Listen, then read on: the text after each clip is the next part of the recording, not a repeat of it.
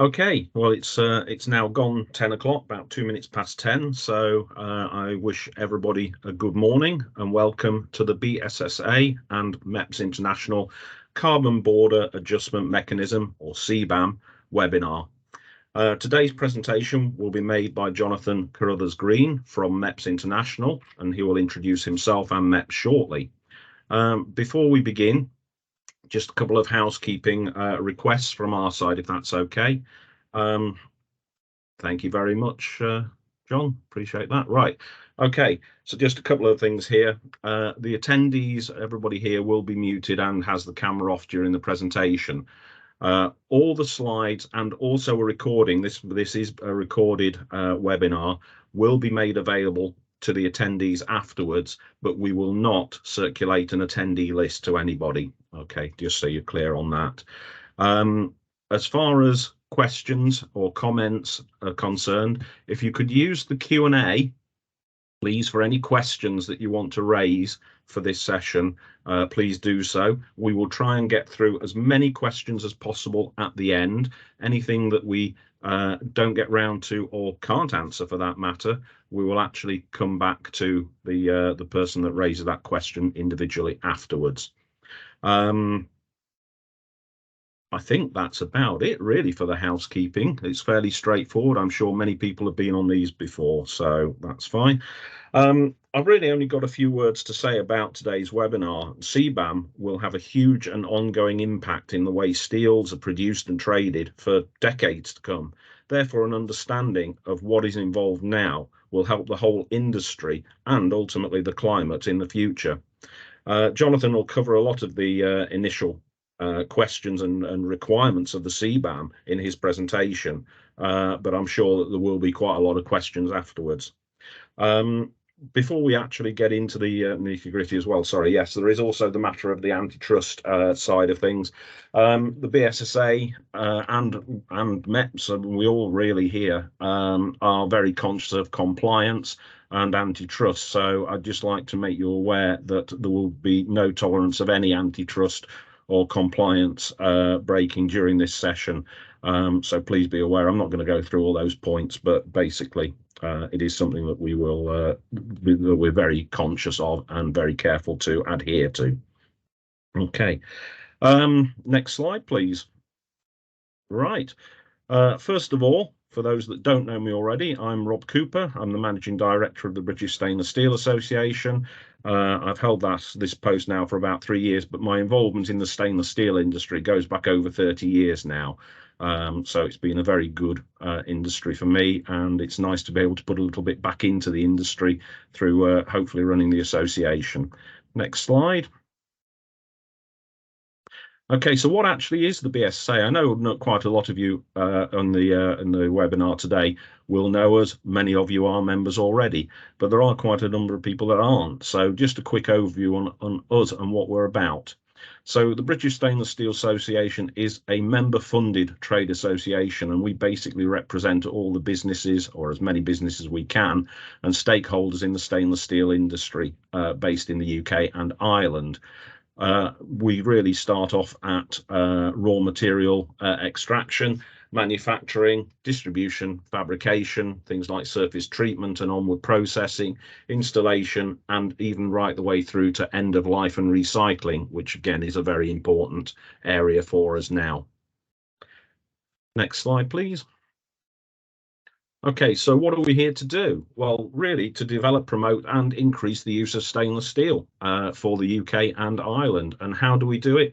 Well, we try to bring the businesses together, and that can be producing businesses, trading businesses, anybody working with stainless steel, and also the affiliated businesses offering products and services of interest to the stainless steel industry. We're here to enhance the profile of stainless steel, particularly in our sustainable future. I think we've got some really important messages there.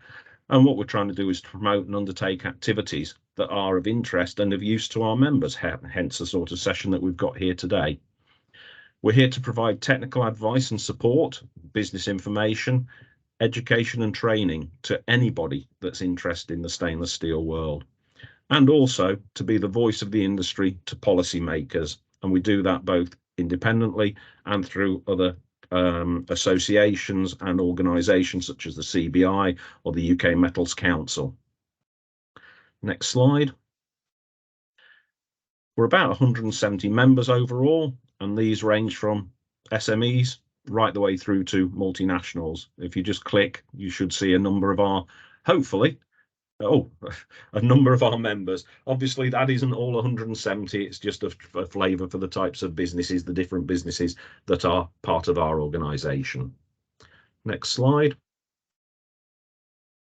Our members, again, just to give you an idea of how they're made up. So basically, we have mills, we have end users, so fabricators, machine shops, engineers, installers, etc. Material improvers, so those are businesses that enhance the surface finishing of the material or change the properties by heat treatments, etc. Distributors, processors, and affiliate members, so those are people that are involved in the industry but not actually trading in steel. Okay, next slide. We are based in Sheffield, which is right in the heart of Steel City, and the birthplace, for those of you who aren't aware, the birthplace of stainless steel back in 1913, invented by the wonderful Harry Brearley.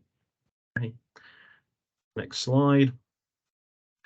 We are a relatively, well, in fact, we're a small team, but we're tight, and we tend to, we work hard and hopefully do a good job in promoting stainless steel. This is our total team. If you want to contact us, please scan the QR code, and that will take you through to our website and our contact details on there.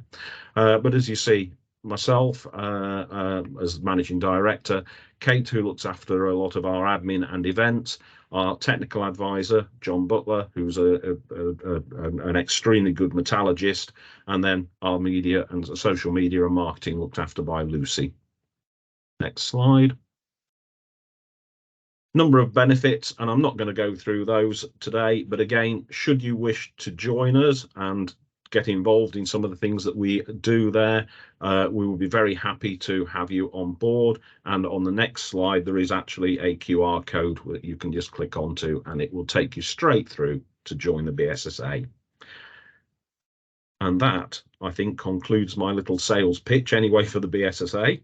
And I'd now like to hand over to Jonathan to go through the presentation and what we're really here to talk about today, the CBAM, and where the business and where that takes the stainless steel world. Thank you, Rob, for such a wonderful introduction. I'm hoping everybody can hear me. I've just popped my headset in. I think it makes me a little bit clearer. It's perfect, Jonathan. Perfect. Thank you. Right, so first of all, I'd just like to thank everybody for attending here today. I know you guys are going to have lots of questions about exactly how the CBAM system is going to work. Hopefully, we can answer some of those. Thank you also to Rob for setting this up for us. He's done a lot of really good work there. And then I've also got to thank my colleague Kay, who's sat alongside me today. She'll be doing a lot of the Q&A admin. So if you do have any questions, please do send those through. What I think I should probably mention first is that I've been working at MEPS International for around about 10 years now. MEPS is a world-leading independent supplier of steel market data and information. We provide prices, forecasts, and in our monthly steel reviews, and we cover over 28 countries, detailing prices and market information for both flat and long products. As I say, I've been here for about 10 years now, and I've grown into a role where I look at sort of trade policies, look at sort of production of steel. One of the few people in the office that don't actually look at prices. So naturally, when something like CBAM came up, it was going to be something I was going to be dealing with. And from the conversation I've had, conversations that our researchers have had, we've noticed there is a lot of questions. There is a lot of misunderstanding around CBAM. So hopefully we can explain some of these new rules to you and clear up some of that misunderstanding. What I really want to focus on in this presentation is the practicalities of the new scheme. I want to provide sort of a bit of an overview for those who know sort of little about the regulation. I'd also like to answer some of those questions that we've all had, sort of why exactly is it here? So in that section, we'll be talking about some of the EU climate obligations. We'll also be looking at, like I say, the actual details of the CBAM system, explaining how the rules will be phased in, both in the transition and the definitive periods. And then I just have a couple of slides towards the end that I'll cover sort of what's happening here in the UK while the EU has implemented this system, which has been live now for 12 days. It started on the 10th of October. Sorry, the 1st of October. Okay, so just to provide a little bit of background, we're going to sort of try and explain why the CBAM system has been set up and explain sort of some of its aims. And first of all, I think we're best starting setting that scene by explaining the EU climate obligations that have been around for quite some time now. The European Green Deal, which came into force in June 2021, is the latest version of these rules and regulations, which have been around in one form or another since the 1990s, and I think were first codified in 2005. As these regulations are being tightened, the legally bound climate goals have also increased. Like I mentioned, in 2005, they were looking to reduce greenhouse gas emissions by around about 40% by 2030. That's increased now to a commitment to reduce these emissions by 55% by 2030. You might have heard of the term Fit for 55, and that's where that comes from. Another fairly important part of this is the idea that they want to achieve climate neutrality or net zero by 2050. That's a goal that the EU is committed to, and these rules around CBAM are all designed to help achieve that goal.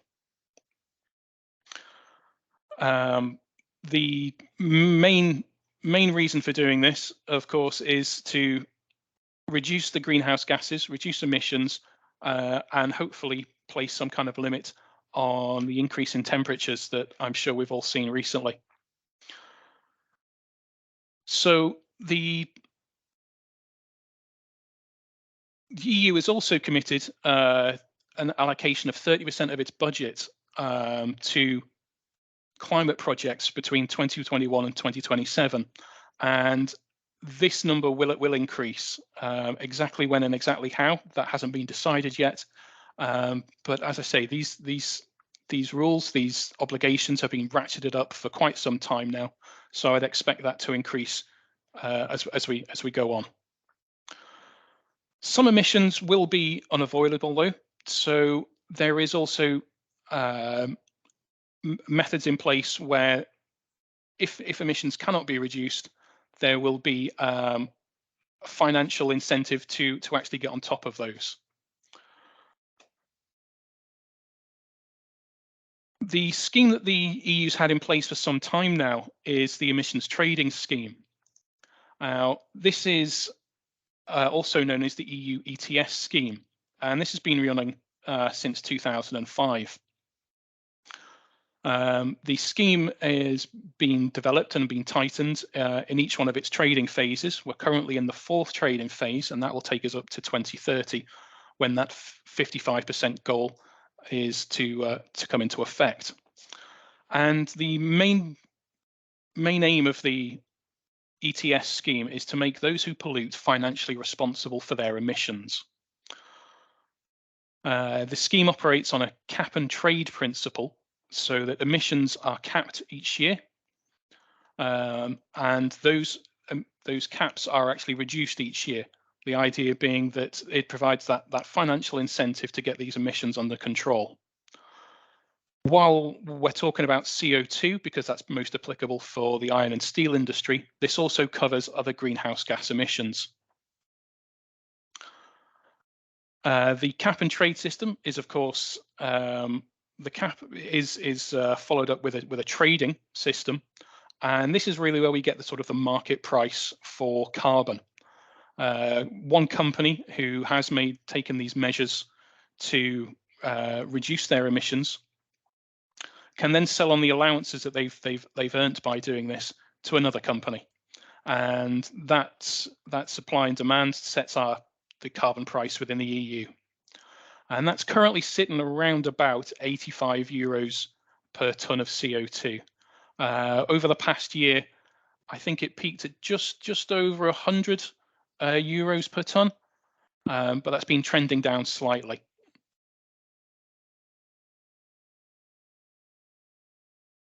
So it comes to the emissions in the ETS scheme. Are all those covered within the European Union? What this does, this imposes additional costs on domestic industries. It incentivizes them to cut their emissions, and as with anything, it comes down to the bottom line. There are two main ways that this reduction in emissions can be achieved. There's the hard way, which is to invest in emissions reduction for your domestic plants. This involves large capital costs. And there is also another method. There is the easier way. There is the ability to, especially for larger companies, to relocate production to other countries with slightly lower emission standards.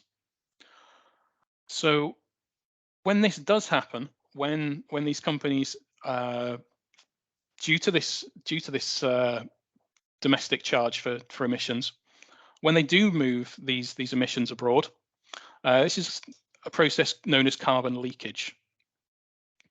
And this is one of the main things that the CBAM really wishes to address. So as we can see in this chart here, there are two sources of production. There's the EU companies and the non-EU companies. And those in the EU will be directly affected by the EU ETS scheme, whereas those outside the EU won't be. So the chart here is really just trying to explain that if companies outside of the border of the EU are able to comply with the climate standards that are being set, then they'll be free to trade within the EU without receiving any border taxes. If they can't, this is where CBAM comes in. This is the hero of our story. So CBAM, the Carbon Border Adjustment Mechanism, is designed to equalize things between producers in the EU and those in the rest of the globe. So I'd just like to explain now a bit more about what CBAM is and explain to you sort of some of the fundamentals of the new system, because there are hundreds of thousands of man hours that have gone into setting up these new rules. There are guidance documents and regulations that run to hundreds and hundreds of pages, and it can seem quite daunting, but the overall concepts are relatively simple, and I think I can give you a good flavour of what your obligations will be under the new scheme. So the overriding principle for CBAM is that carbon costs must be accounted for. Within the EU, this is covered by the ETS scheme, whereas as I said before, the emissions outside of the region aren't covered. So the CBAM scheme hopes to equalize this. And as with the ETS scheme, it is a polluter pays, although this is transferred to an importer pays. And the amount that will be payable will be relating to the carbon emissions that's associated with that good and the carbon price at that time. This will hopefully provide an incentive to decarbonise production processes where previously none had existed before. The EU wants to take a no less favourable position on these emissions. So the actual values of the embedded emissions will be considered. The carbon cost will be mirroring that of the EU ETS scheme, and it will also take into account any carbon costs in the producer's domestic country. The CBAM scheme currently will, as it is at present, will cover 6 main product categories, and these have been chosen because the EU considers these to have both a high risk of carbon leakage and also the production processes themselves are considered to be some of the higher emitting ones. The iron and steel industry, for example, is estimated to produce 8% of carbon emissions globally. So getting that under control will be a key priority if the EU is to maintain its climate aims by 2030 and 2050. So the product categories that will be affected by the CBAM scheme will be added to later on. But they've started with aluminium, with cement, with electricity production, with fertilizers, with hydrogen, and then iron and steel.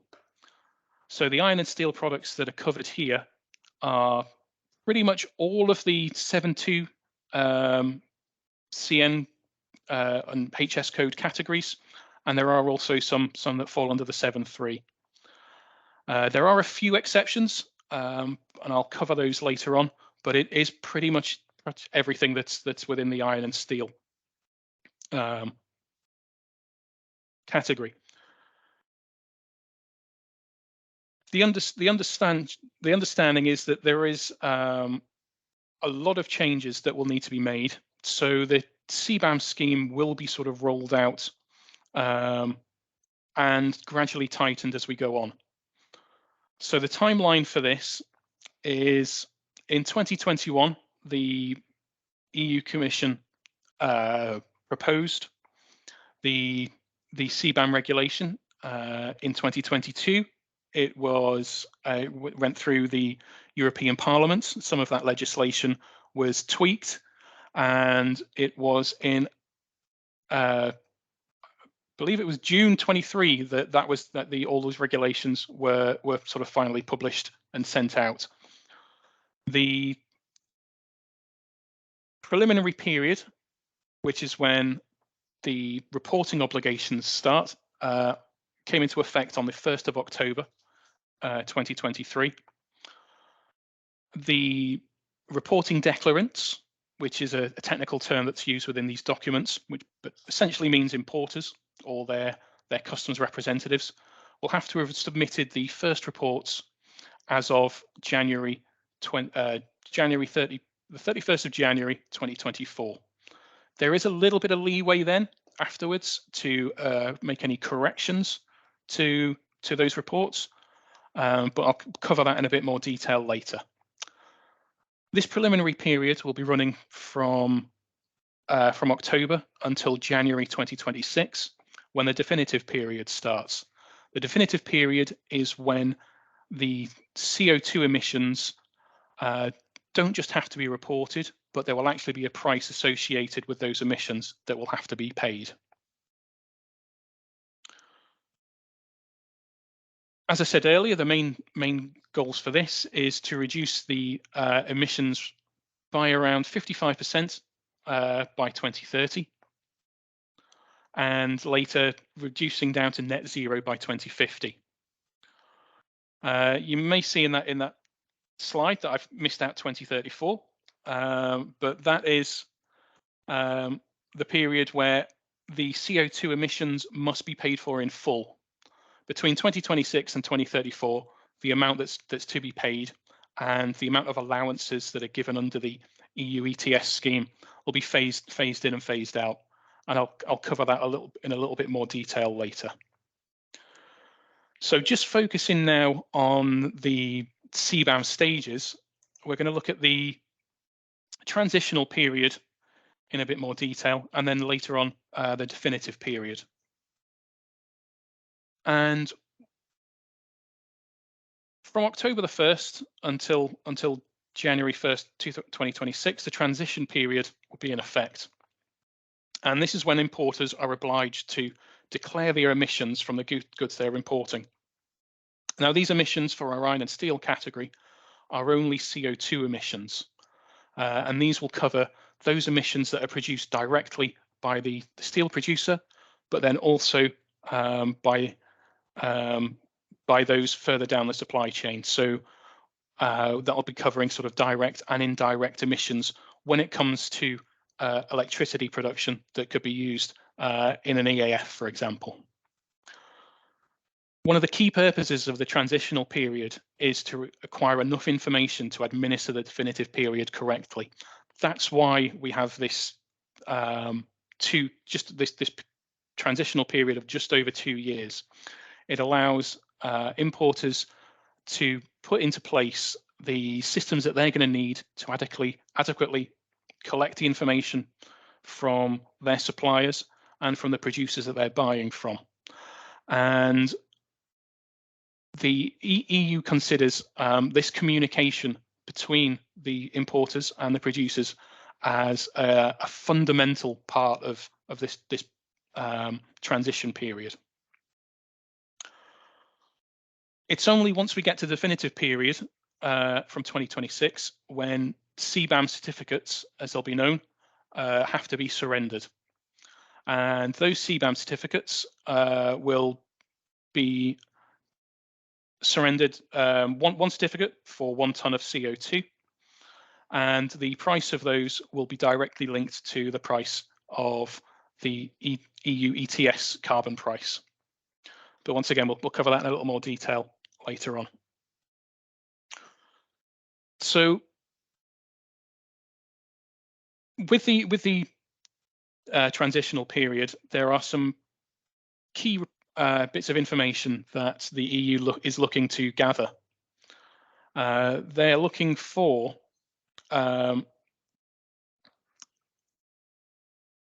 as I've mentioned, they're looking for the CO2 emissions associated with each ton of steel that's produced. Other product categories, I think cement and aluminium have a couple more greenhouse gases they need to report, but for the steel production, it's just going to be the CO2 emissions. You will be expected to report both direct and indirect emissions. Direct emissions are those that are produced in the actual process of making the iron or steel product. And there is some guidance as to the ways that this can be reported. It can be reported in a variety of ways, and the EU has also issued some default numbers as well if it can't be determined just yet exactly how much these emissions are being produced in your supply chain.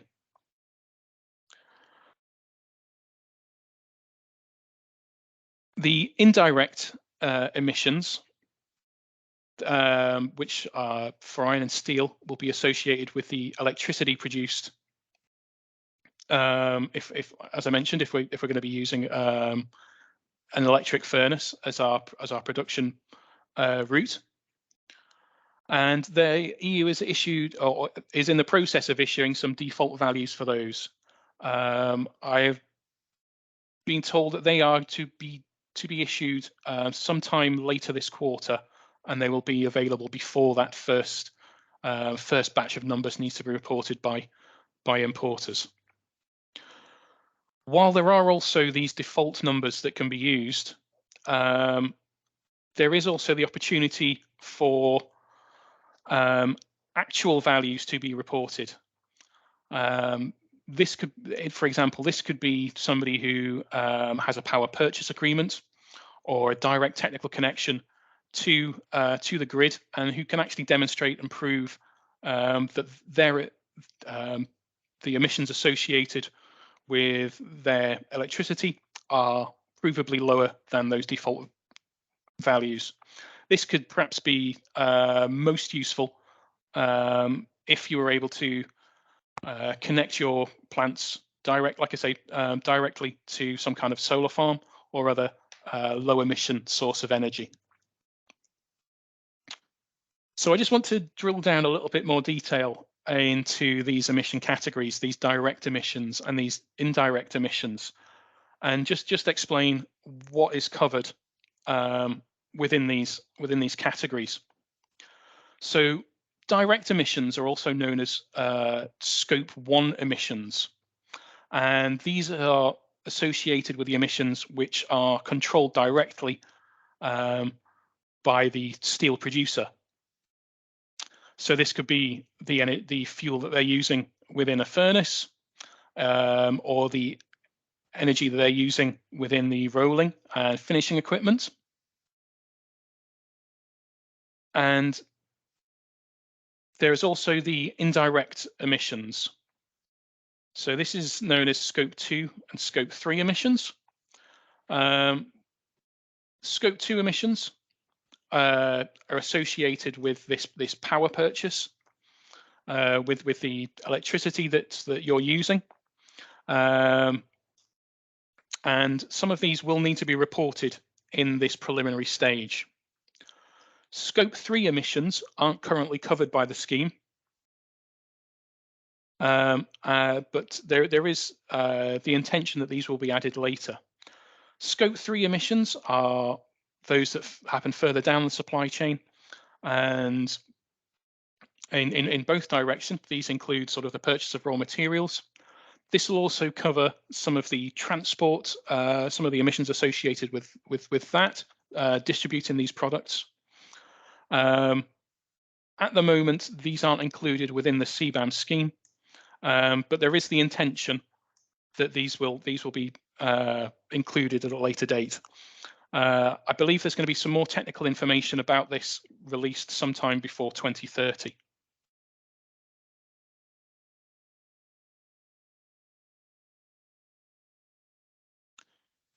So I'd just like to talk about the method for determining these emissions.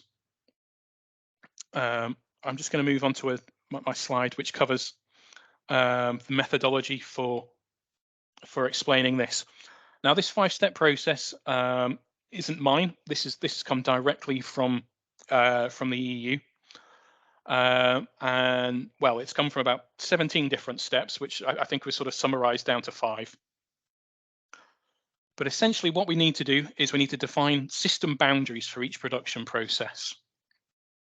Now this could be broken down into, say, the sintering process, the blast furnaces, rolling, really whatever your suppliers are doing for you, that could be considered one of the processes. There is also the opportunity to roll that all into one and give one overall emissions total for that. But it's that defining those system boundaries that'll be key to that. And I'll come onto those, the way that that's done shortly. Then you're expected to set a methodology for assessing these emissions. There are a couple of different ways that this can be done. There are some methods that can be done using sort of calculations, and there's also the ability to directly to monitor those directly. We're then going to look at the actual emissions associated with each one of these processes and apply them to the goods. And we're going to look at the embedded emissions of the relevant precursor materials. So that's the some of those scope 2 emissions that are associated with the raw materials that you're purchasing. And then what that will do is that will give us a specific overall value for the embedded emissions associated with the goods that you're importing. And that is what will need to be declared. So just looking at that first step, at the system boundaries, there are two main methods for doing this. And the first method, we'll call this the standard method. And what we're looking to do here is we're looking to define each one of these separate processes and assign a CO2 value for each one of these. So as you can see in the diagram, we've said that sintering will be one of the processes. Running things through a blast furnace will be the second. We also perhaps have a power plant associated with this facility, and the emissions that are associated here could either be positive or negative, depending on the reuse of any waste gases in the furnace. We'll then also consider the steel making process as a separate process, and then any rolling that comes after that as a separate process in itself. And what you'd be expected to do here is to define the emissions associated with each one of these processes, the total emissions that will be involved in the production of the steel is the sum of all of these. This approach allows for processes to be formed in different countries, different locations, different countries perhaps with different emission standards. They may be done by different companies. And if this is the case, you would need to ascertain from these suppliers the emissions levels associated with each one of these production steps. So for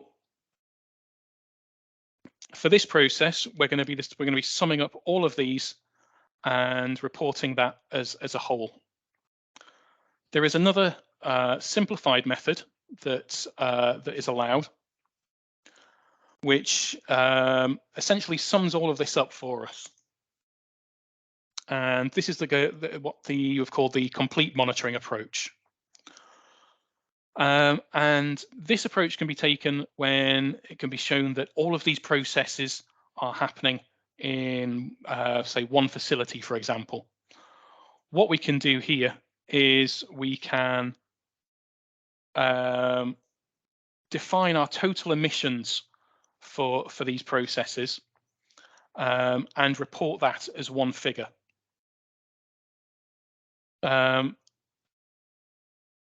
As I say, though, there are some restrictions around the use of this method, and it can only really be used if all of these process steps are performed at the same facility.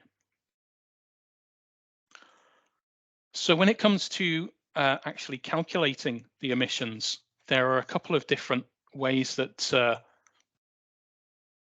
approved. We have methods which are calculation based, and this is where you may have heard of sort of some of the default values that can be used and can be reported. There is also the opportunity to actually measure these directly. So there is the standard method and there is the mass balance method, and there are some very long and very confusing equations that are included within the technical guidance documents. But I think we can sort of sum these up into a sort of relatively sort of simple equations. So the standard method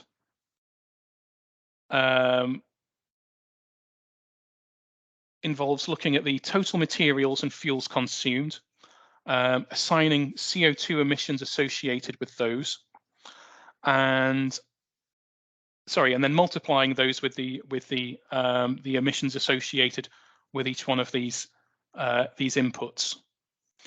This emissions calculation factor will be different depending on the source of these emissions. So when we're looking at iron ore, for example, one particular value will be assigned, same as for the coking coal. And there, like I say, there are some very sort of detailed equations, and if you want to drill down into that, then I'll show you where you can get more information on that later. But essentially, we're going to sum all of these up, and we're going to multiply that by the emissions calculation factors, and that will give us our total. The second approved method is the mass balance method.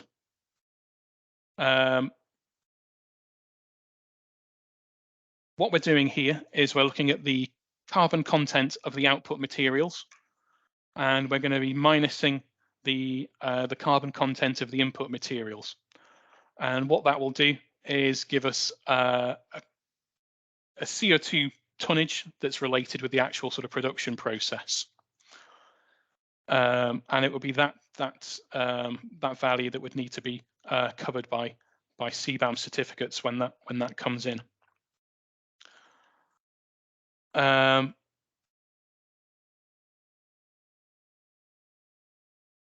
There is also the measurement method that's been approved, and this will involve measuring CO2 emissions as they happen at the plant, and this will involve a variety of different monitoring stations at the various parts of the steel production process that need to be covered. This isn't really expected in most instances from the start, but it's what I think they're looking to move towards as the standards get tighter and as we move closer to the 2030 and 2050 targets. What can also be done is that the methodology can be split between these different methods. So while you may be able to measure one part of the process, you may have to fall back on these calculation methods for other parts, and this really allows that piecemeal move towards this measurement method. It doesn't mean everything has to be in place first before you can move across. It means you can sort of do that in stages.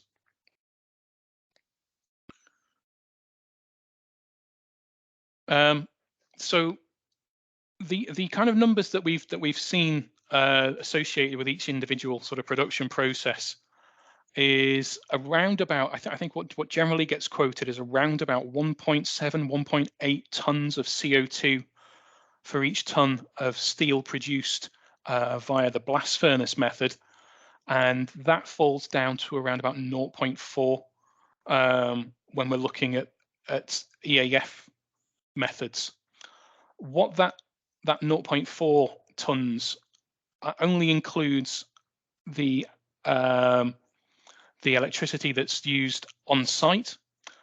So that's what would have to be covered for when we're looking at paying for it with these CBAM certificates. But of course, depending on how you get this electricity, if it was say produced in a coal-fired power plant, there would be much higher emissions associated there than if this energy was captured from renewable sources. So while these different methods of energy production won't need to be paid for as yet, they will need to be reported. That'll be covered both in the preliminary and the definitive periods.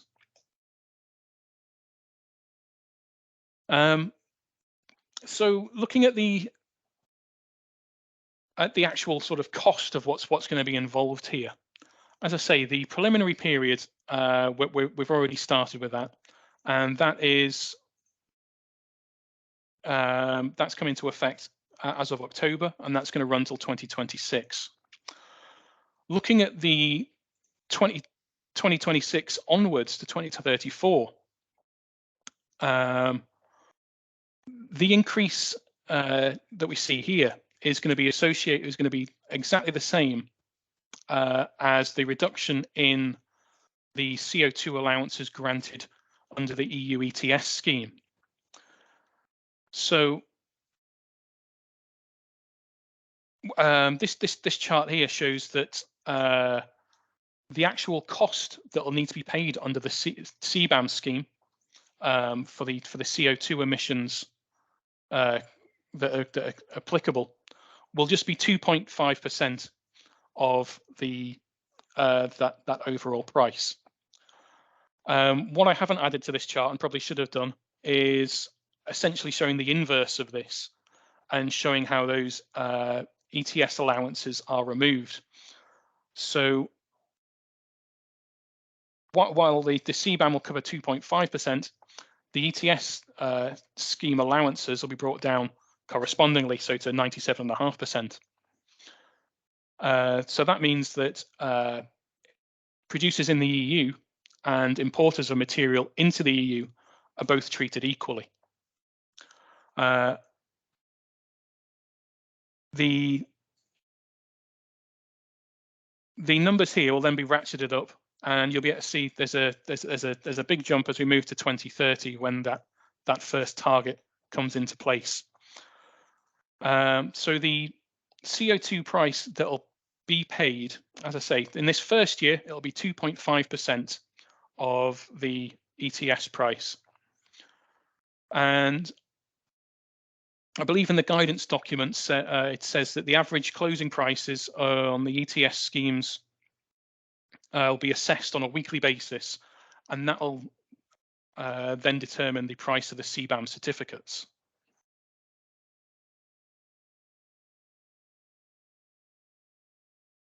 Just moving on to my next slide.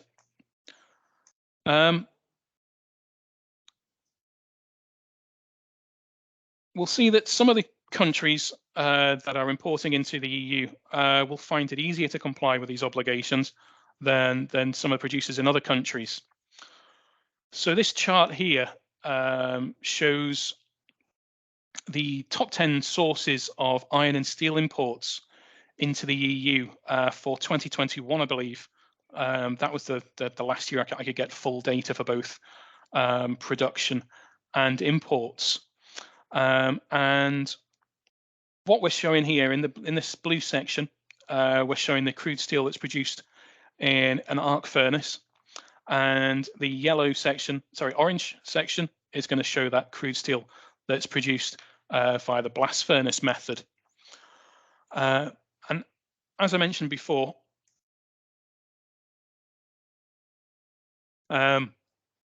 the direct emissions associated with the EAF method are far lower than those with the blast furnace method.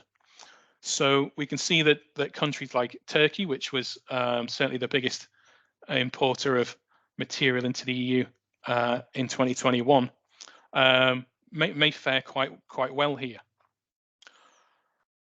The other thing that needs to be considered, though, is the domestic carbon pricing mechanisms. So, as I mentioned earlier, there won't be any double payment for the carbon associated with the emissions. So, if a country has a domestic carbon pricing scheme in place, that would lower the amounts that would need to be paid at the border as it enters into the EU. So some of these countries are further along that than others. The UK, for example, has an ETS scheme in place, and I'm sure a lot of you will actually know a lot more about that than I do, but that'll essentially cover a lot of the steel that's produced in the UK. Allowances will be granted for that, but simply having that price in place will go some way towards covering the prices to be paid at the EU border. Other countries, such as South Korea, have moved some way towards a carbon pricing scheme. In South Korea, for example, the scheme there covers approximately 70% of their economy, and that currently covers the power sector, heavy industry, and domestic aviation. I believe China's also in the process of launching an ETS scheme. I think the trial version of that started back in 2021, and it covers a percentage of their total emissions there. Both the South Korean and the Chinese scheme currently only cover power generation. I don't think they're actually covering iron and steel production just yet. Vietnam, India are two other countries that we've seen that have either recently passed legislation around this or are in the process of consulting on this legislation.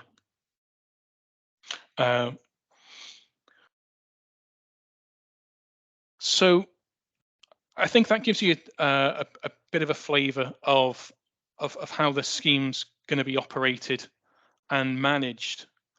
What I'd really like to drill down next is what your obligations would be under the CBAM scheme.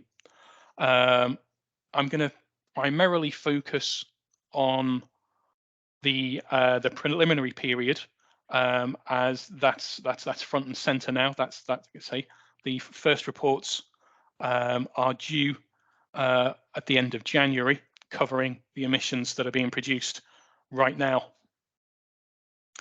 So in the preliminary period, the responsibility to report this information is on the reporting declarant. That's the term that they've given to the importer or the customs representative, if there is one.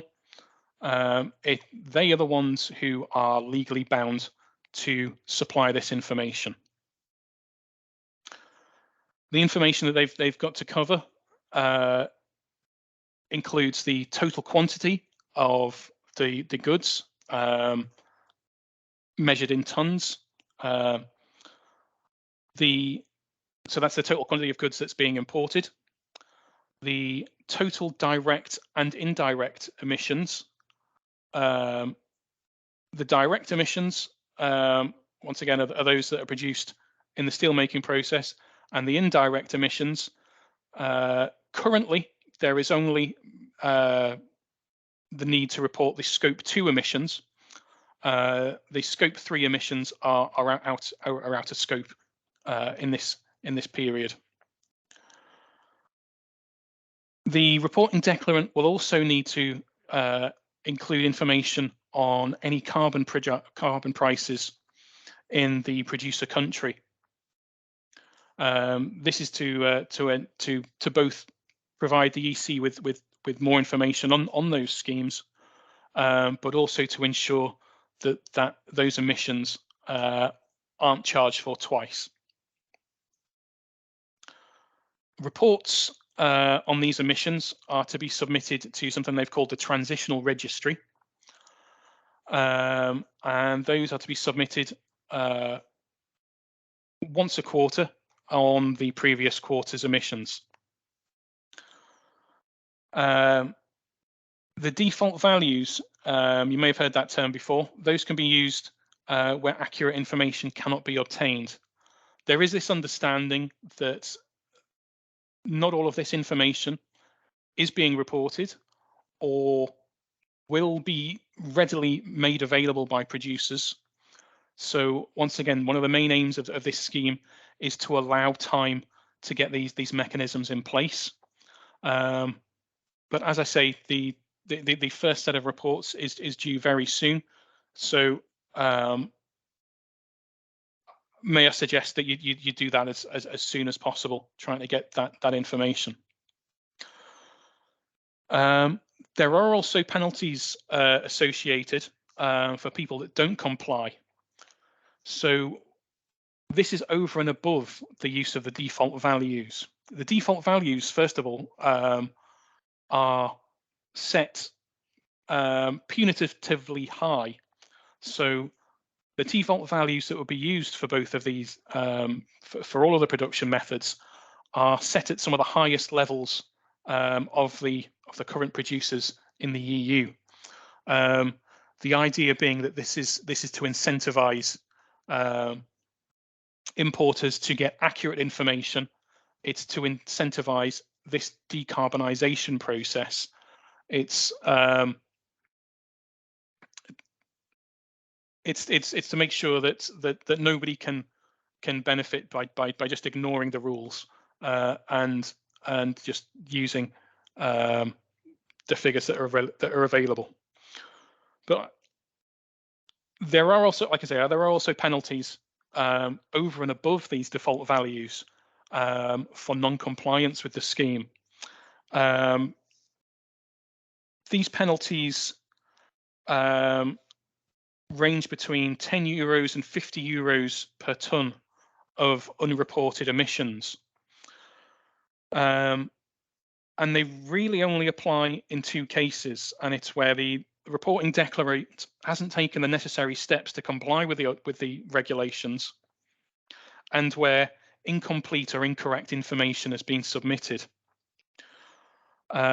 Reading through the guidance documents, they gave a little bit more information on these penalties and exactly how they will be set. And that will involve looking at the amount of the unreported information, the volume of goods that haven't been reported on. But then it will also include things like how willing the reporting declarant is to get this information right in the first place, how willing they are to make these corrections, and that readiness and that willingness to do that is one of those mitigating factors when it comes to setting this penalty. What will also be taken into account is whether the reporting declarant has subsequently taken sort of voluntary measures to improve their reporting methodology. But on the other hand, higher penalties will be awarded for more than one set of incomplete or incorrect reports that are submitted. And that also, if there's two or more sets of reports, that penalty level will err towards that higher €50 number. The European Commission have released guidance documents around all of this reporting process. I'm sure some of you will have seen the documents that they produce on the one-stop shop, as they call it. But I'll be adding I've got a little slide later on which covers that. There is, if there's time at the end of the Q&A session, we may have a quick look at those, as included in there are the files with the default values, but also what they say is a template spreadsheet which can be used for those who are adding for those who are reporting the information. I've had a good look at it myself. I don't fully understand it, but we can have a quick look at that if we still have time at the end.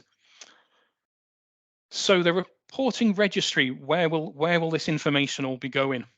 One thing I don't have as somebody who's outside of this importing process is access to the reporting registry myself.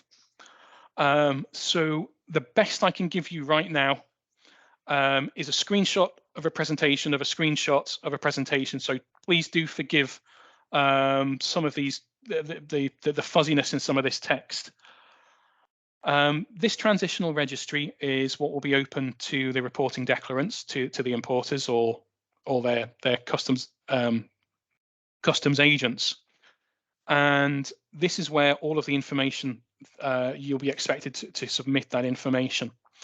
And what we have here is sections for each one of those quarterly reports, and there'll be room there for each one of the reports that you'll be submitting. The installation section, this will be important when it comes to looking at those production processes. So once that information's in that first time and those emissions are set, you'll be able to use the information that you put in there to help make sort of subsequent reports a little easier. Like I say, I can't talk you through this too much, as I've not actually had a chance to register on this site. But if you have a look at the URL that's on screen there, that will take you to the site you need to register with. You'll need an forgive my pronunciation, EORI number to do that. But once you're on there, you'll be able to set yourselves up and submit that information. So this transitional registry is going to be your main interface for this information. But there will be other actors that are going to be part of this process.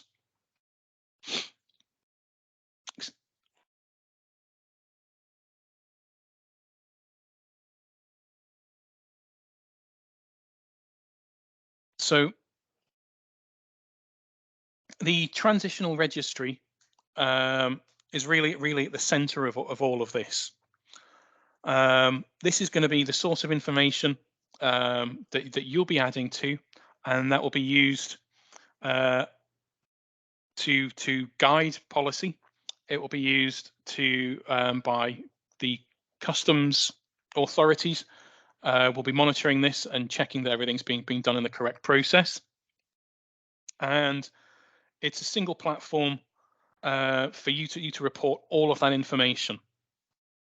There are concerns around the confidentiality of information. Is it commercially sensitive to report on certain installations, certain facilities, and their associated emissions?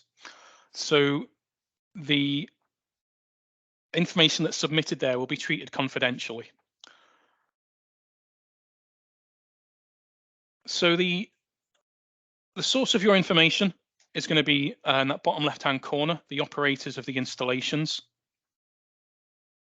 The importers or the reporting declarants are to receive that information. To set up processes where they can receive that information directly from producers. They'll then feed that into the registry, and as I say, that'll be fed through to the customs authorities, to the European Commission, and to the competent authorities, and they'll each have a different role in assessing the accuracy of the information, setting further guidelines, and then the EC itself setting further legislation. So reporting on this information in the transitional period, you will be expected to do that on a quarterly basis. So I've just rounded up here the submission deadline dates for each one of the reporting quarters in the preliminary period. The submission date that's for the quarter we're in at the moment will be January 31st of next year. However, it is understood that maybe not all of this information can be gathered accurately in the first instance. So while there is that expectation that these quarterly reports will be submitted,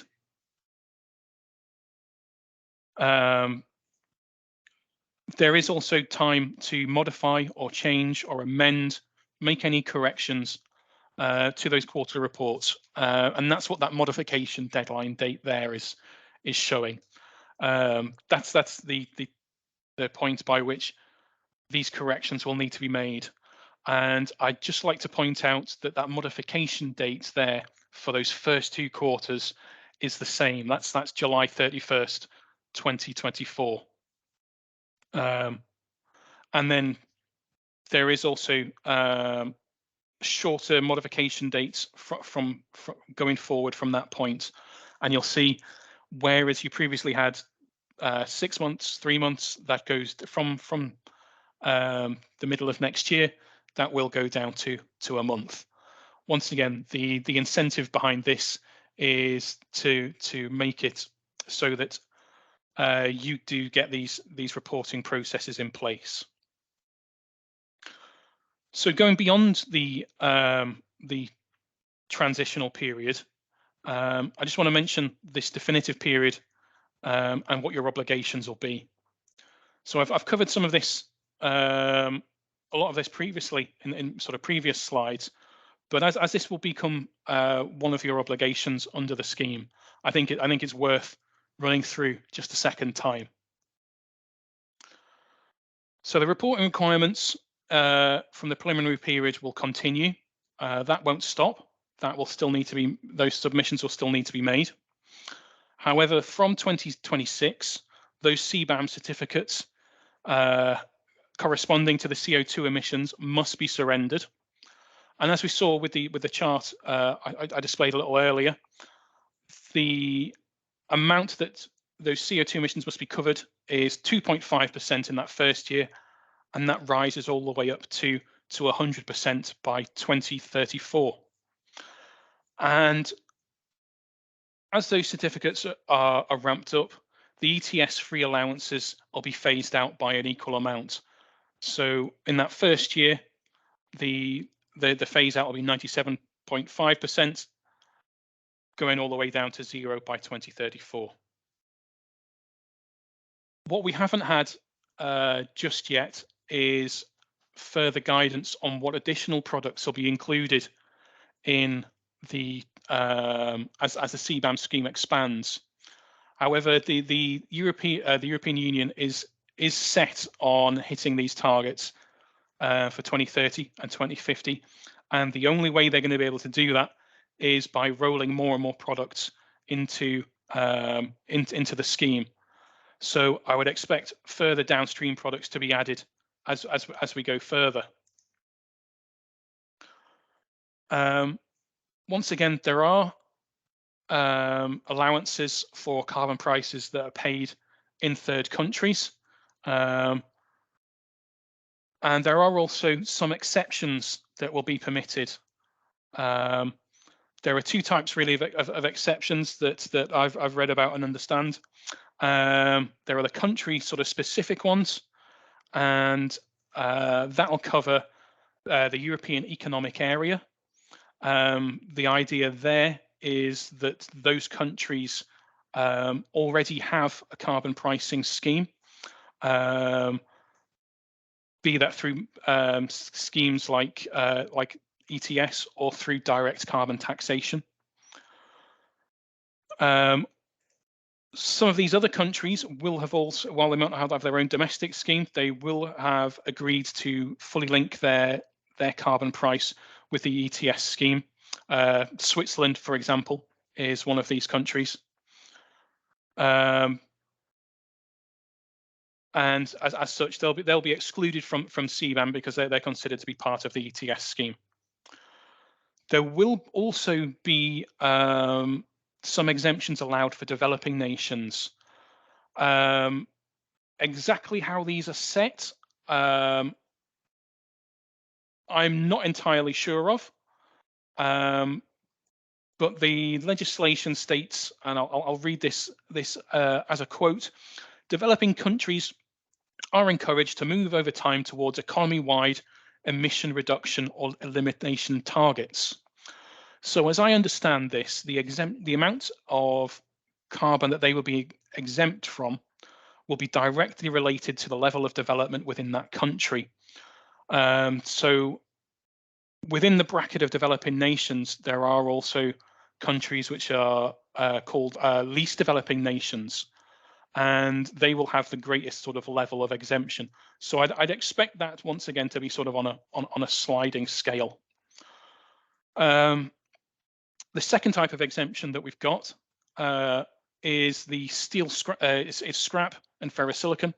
They're not covered under these schemes. There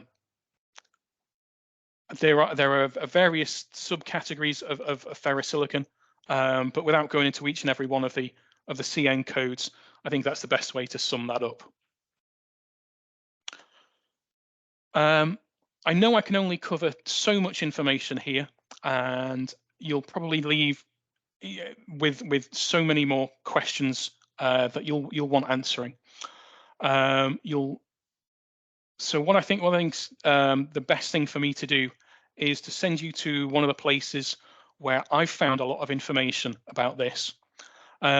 This is called, the EU Commission calls this their one-stop shop for CBAM. And if you're going to take note of anything here, I think that URL is probably going to be one of the most important bits, because that's where you'll be able to find a whole lot more information, as well as links to the transitional registry. You'll find the official guidance documents, and that includes the 100-odd page documents with the actual regulations in and calculation formulas in. That also includes much shorter, much easier to digest Q&As and fact sheets. What will also be included there is that template spreadsheet that's there for importers and operators. And while that doesn't have to be used, they have put in a lot of the hard work for setting up the sort of the methodology for reporting. So do take a look at that. I think it's the only Excel sheet that they link to on there. It's about 15 different tabs. It does look a little bit daunting, and like I say, I'm still getting to grips with understanding what all of the implications of that are. But I feel that if there's enough interest, that could be something that we could talk about in a future webinar. There is also the webinars and short videos that they have on their website. There is a very technical one that was produced by the EU that happened on the 5th of October, and I think I'm not sure if that's been uploaded yet, but that will be added there soon.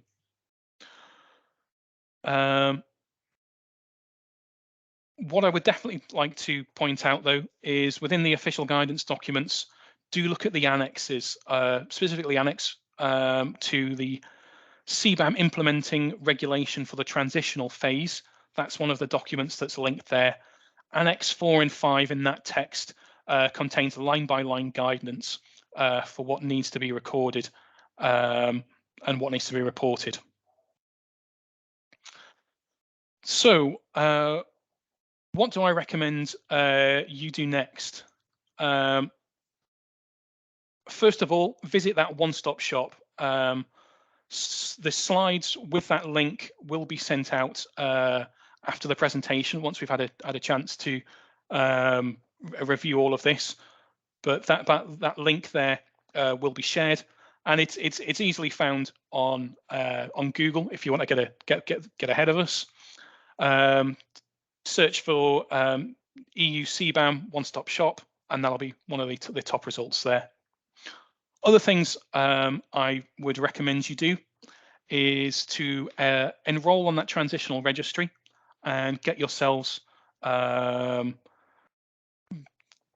a good idea of what needs to be done there, because while it is 3.5 months away, that first deadline does come fast. And I know when it comes to the deadlines, like this one for this for this presentation here, they do come up a lot quicker than you'd hope. I would also advise that you speak to the relevant competent authorities, as they'll be able to provide more technical information on what needs to be reported. And another key one here is speak to your suppliers. This is really going to be the foundation of the information you're going to get during the transition period. It's one of the key things that the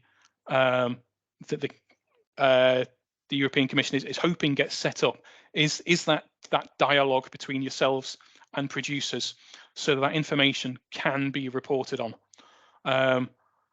The main goal for this transition period is setting up those systems whereby you can get that information, and by giving you a chance to set up that dialogue, communication is going to be key. So speak to those suppliers, see whether they have that information at hand, and if not, get them to get that to hand would be my advice. So that's pretty much everything that I wanted to cover about the CBAM scheme. I just have a couple more slides just to cover what's happening in the UK. So currently there are no import barriers for stainless steel products entering the UK, and by trade barriers I mean there are no sort of anti-dumping or countervailing measures that are applied to these imports. There is an ETS scheme in place, and it was announced very recently, I think just in the past week or two, which was great for another line on this slide, that the allowances for next year will be reduced by about 12.5% compared to this year. Despite what we've seen in press recently, the UK government is still committed to net zero by 2050. Whether that changes in future, we'll see. The UK does have the UK CBAM scheme has been through a consultation process that ended in June, and I was hoping there'd be an announcement in time for this webinar, but unfortunately they don't run to my timescales. So the submissions are still being reviewed, but I'd expect an announcement on that to be coming in the coming months. As that's still being reviewed, there is still some uncertainty over exactly what it will cover and whether it will match the EU scheme. In my mind, it makes a whole lot more sense for the scheme to kind of mirror the EU scheme. It means that money can be collected by the UK Treasury rather than in Brussels. But what I would say is, with the preliminary scheme being mainly about reporting of information, if and when the UK does announce a CBAM scheme, there is the potential that the preliminary period may be shortened. They'll be able to use some of the information that's gathered by the EU.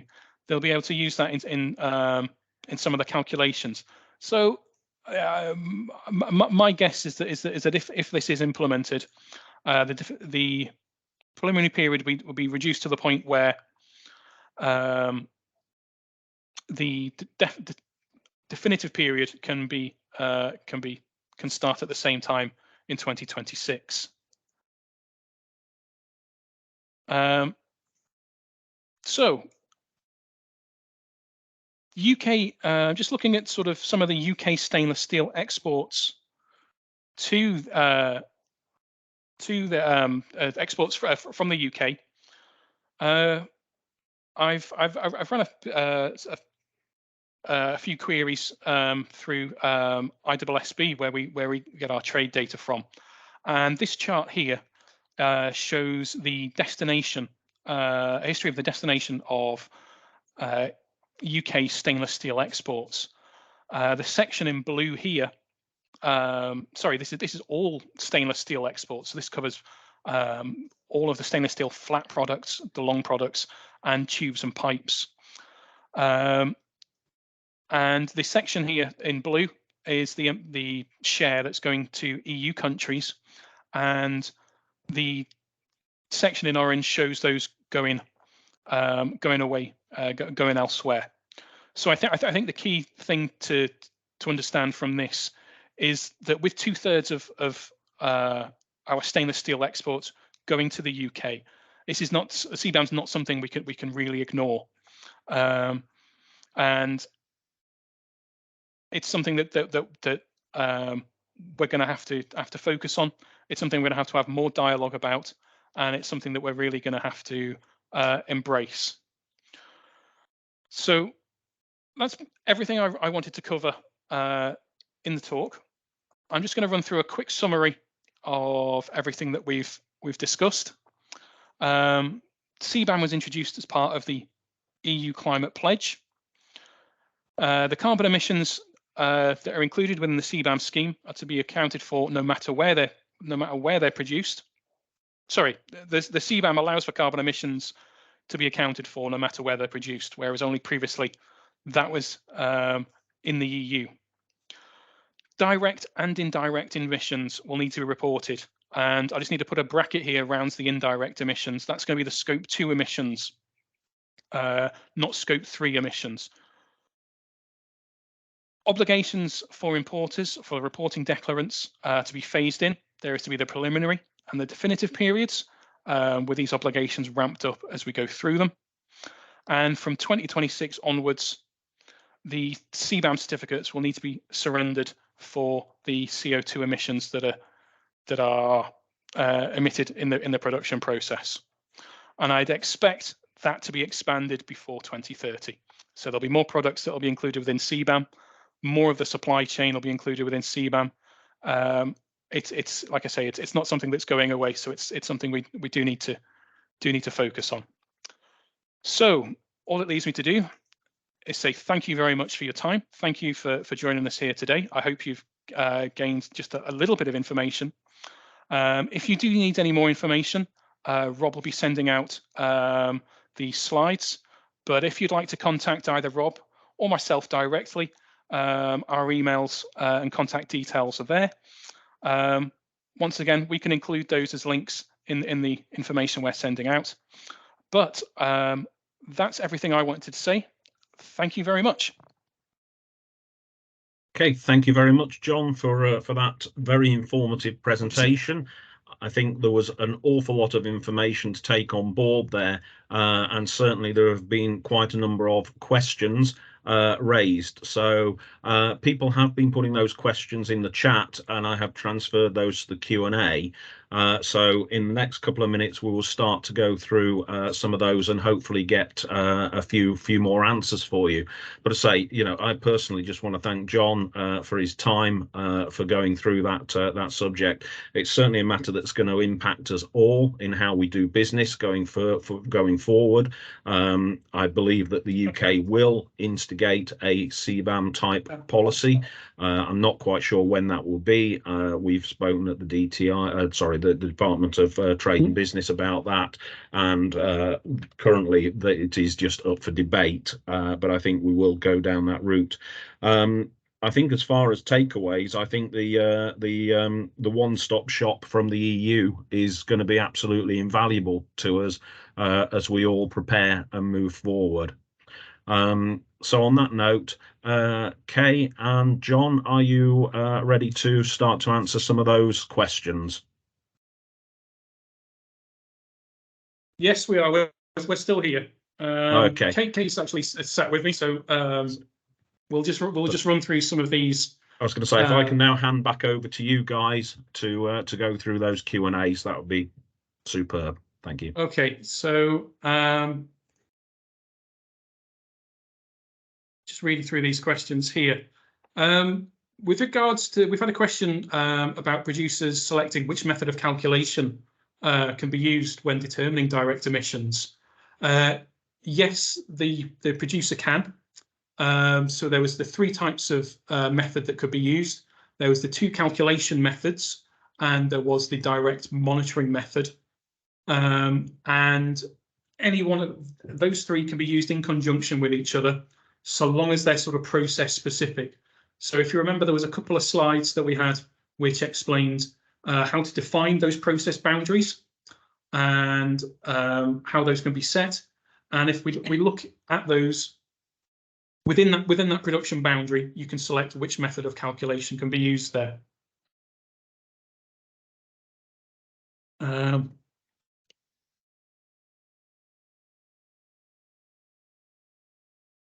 Sorry, you'll just see me scanning through some of these questions. There's another question here about trading prices of CO2, the ETS, essentially the ETS prices. That's readily available. I couldn't tell you exactly where. I have the link. I go and check every couple of days.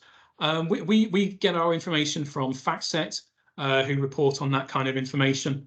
But that's sort of it's a market price. It's an index, so that can be sort of tracked and followed.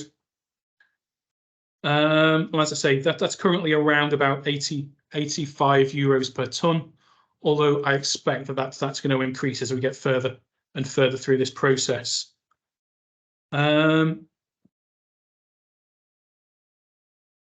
is another question here about the use of default values. So that just go quickly back onto the ETS carbon pricing.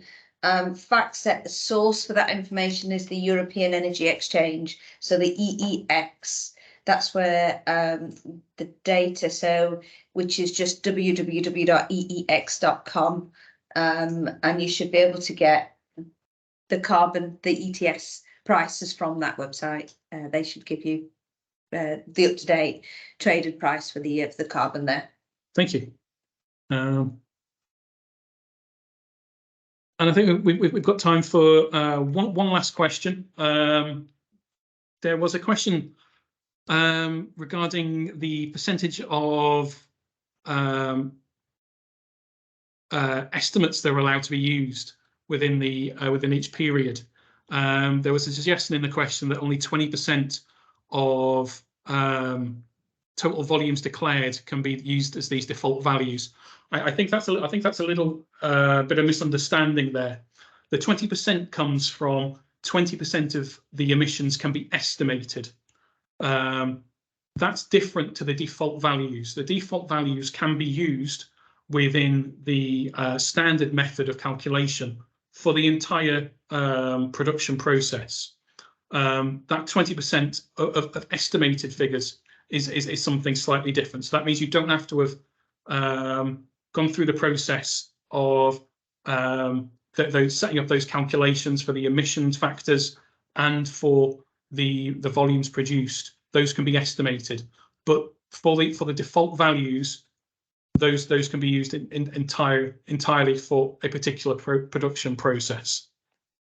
I know it's not particular. The guidance documents aren't particularly clear, so I understand why that one has come about.